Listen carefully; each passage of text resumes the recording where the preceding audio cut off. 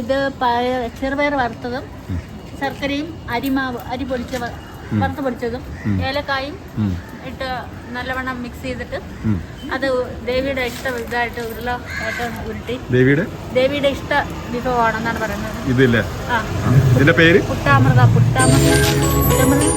മണ്ടപ്പുറ്റ്. ആവിയിൽ വേവിച്ചെടുക്കാൻ തിരളി വഴണയില എടുത്തിട്ട് അരി വറുത്ത് ചെറിയ ചെറിയ രീതിയിൽ വറുത്ത് അരിമാവും ശർക്കരയും തേങ്ങയും എല്ലാം കൂടെ മിക്സ് ചെയ്ത് തിരളി വഴണയിലാണ് എടുക്കുന്നത്. ഇതും ഇഷ്ട വിഭവമാണ്. ഇത് രണ്ടും ഇപ്പൊ തയ്യാറാക്കിയാണ്. ഇത്ര എളുപ്പത്തിലോ?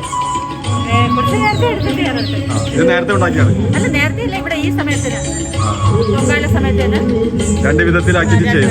അങ്ങനെയും ചെയ്യാം. മറ്റേ പ്രസാദം ഉണ്ടാക്കിയില്ലേ? വെച്ചിട്ട് നോക്കട്ടെ. നല്ല രസമുണ്ടല്ലോ.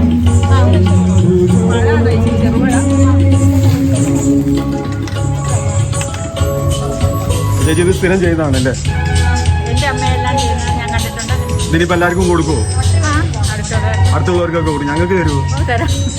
എപ്പോഴോ? നിവേദ്യം കഴിഞ്ഞിട്ട്. രണ്ടെണ്ണം മാറ്റിയേക്കണേ. ഞങ്ങളിതാ പണിയാണ്. അപ്പോൾ താങ്ക്സ് ചേച്ചി, ഇത്രയും പറഞ്ഞു നമുക്കിത് അറിയില്ലല്ലോ. അപ്പോൾ ഇങ്ങനെ ഓരോരുത്തർ ഉണ്ടാക്കുന്നത് കാണുന്നുണ്ട്. ആറ്റുകാൽ ക്ഷേത്രത്തിലെ ഇഷ്ടവിഭവം എന്ന് പറയുമ്പോൾ മണ്ടപ്പുറ്റും തിരളിയും എന്ന് പറയും. നമ്മൾ ആറ്റുകാൽ പൊങ്കാല എന്നൊക്കെ പറയുമ്പോൾ നമ്മൾ വിചാരിക്കും ഇത് പ്രസാദം മാത്രമാണ് എല്ലാവരും ഉണ്ടാക്കുന്നത്. അപ്പോൾ നമ്മൾ ടി വിയിലെല്ലാം കാണുന്ന സമയത്ത് നമ്മൾ വിചാരിക്കും ഈ ഒരു ഐറ്റം മാത്രമാണ് എല്ലാവരും ചെയ്യുന്നത്. എല്ലാവരും ഒരു മൺകാലമായിട്ട് ഇങ്ങനെ വരുന്നത് കാണാം. അപ്പോൾ നമ്മൾ ഉദ്ദേശിക്കുന്നത് നമ്മൾ ഈ ഒരു പ്രസാദം മാത്രമാണ്. പക്ഷെ ഇപ്പോഴാണ് ഇവിടെ വന്നു കഴിഞ്ഞപ്പോൾ പലതരം വിഭവങ്ങളും പലതരം സംഗതികളും ഇങ്ങനെ കാണുമ്പോഴാണ് ഇതിൻ്റെ ഒരു എന്താണ് ഇതിൻ്റെ ഐതിഹ്യം എന്നൊക്കെ നമുക്ക് മനസ്സിലാക്കാൻ വേണ്ടിയിട്ടുള്ളൊരു. അപ്പോൾ ചേച്ചി പറഞ്ഞു വളരെ നന്നായിട്ടുണ്ട്. താങ്ക്സ്.